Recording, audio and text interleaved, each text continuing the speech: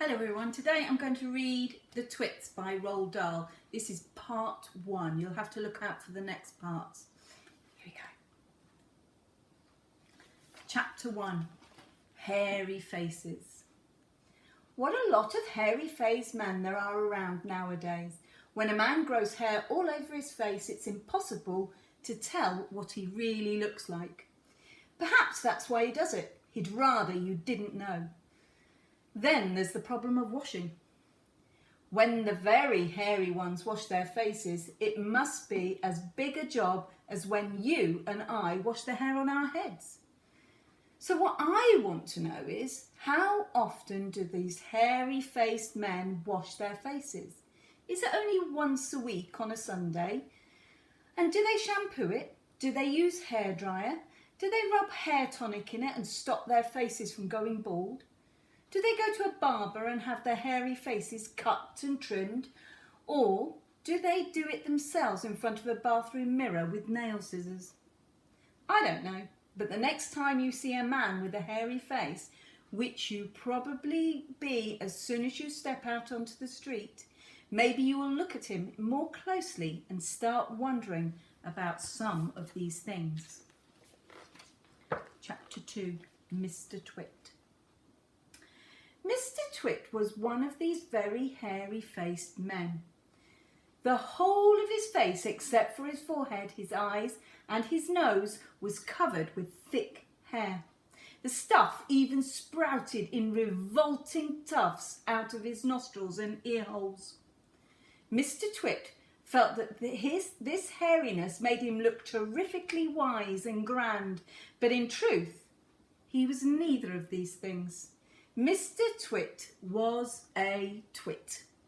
He was born a twit, and now at the age of 60, he was a bigger twit than ever. The hair on Mr. Twit's face didn't grow smooth and matted as it does on most hairy-faced men. It grew in spikes that stuck out straight like the bristles of a nail brush. And how often did Mr. Twit wash this bristly nail-brushy face of his? The answer is never, not even on a Sunday. He hadn't washed his face for years. Chapter 3. Dirty Beards. As you know, an ordinary unhairy face like yours or mine simply gets a bit smudgy if it's not washed often enough. And there's nothing so awful about that. But a hairy face is a very different matter. Things cling to hairs, especially food. Things like gravy go right in among the hairs and stay there. You and I can wipe our smooth faces with a flannel and we quickly look more or less all right again. But the hairy man cannot do this. We can also, if we are careful, eat our meals without spreading food all over our faces. But not so the hairy man. Watch them carefully next time you see a hairy man eating his lunch, and you will notice that even if he opens his mouth very wide, it's impossible for him to get a spoonful of beef stew or ice cream or chocolate sauce into it without leaving some of it on the hairs. Mr. Twit didn't even bother to open his mouth wide when he ate. As a result, and because he never washed, there was always hundreds of bits of old breakfast and lunches and suppers sticking to the hairs around his face.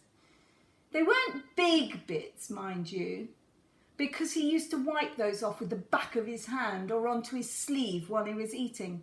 But if you looked closely, not that you'd ever want to, you would see tiny little specks of dried up scrambled eggs stuck to the hairs, and spinach and tomato ketchup and fish fingers and minced chicken livers and all other disgusting things Mr. Twit liked to eat. Tin sardine, cornflakes, Stilton cheese. If you look closer still, hold your nose, ladies and gentlemen.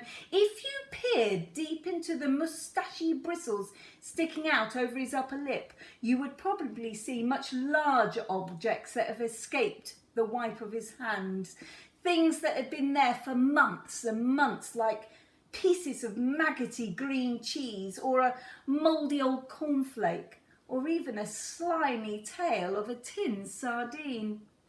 Because of all this, Mr. Twit never really went hungry. By sticking out his tongue and curling it sideways to explore the hairy jungle around his mouth, he was always able to find a tasty morsel here and there to nibble on. What I'm trying to tell you is that Mr. Twit was a foul and smelly old man. He was also extremely horrid old man, as you will find out in a moment.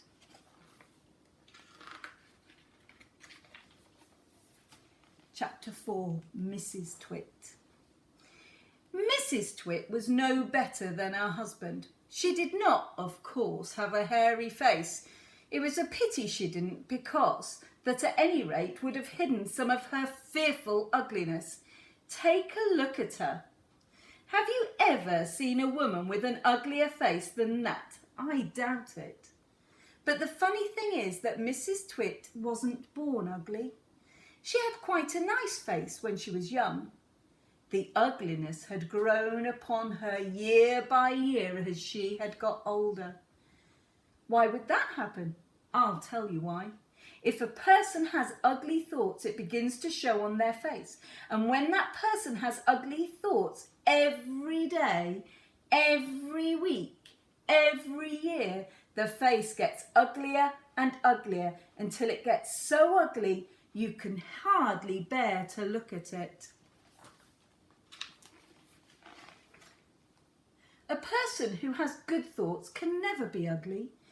You can have a wonky nose or a crooked mouth and a double chin and stick out teeth, but if you have good thoughts, they will shine out of you like sunbeams and you will always look lovely. Nothing shone out of Mrs. Twit's face. In her right hand she carried a walking stick. She used to tell people this was because she had warts growing out the sole of her left foot and walking was painful. But the real reason she carried a stick was that so she could hit things with it, things like dogs, cats and small children. And then there was the glass eye. Mrs. Twit had a glass eye that was always looking the other way. That's part 1 completed. We'll read some more in part 2. See you then.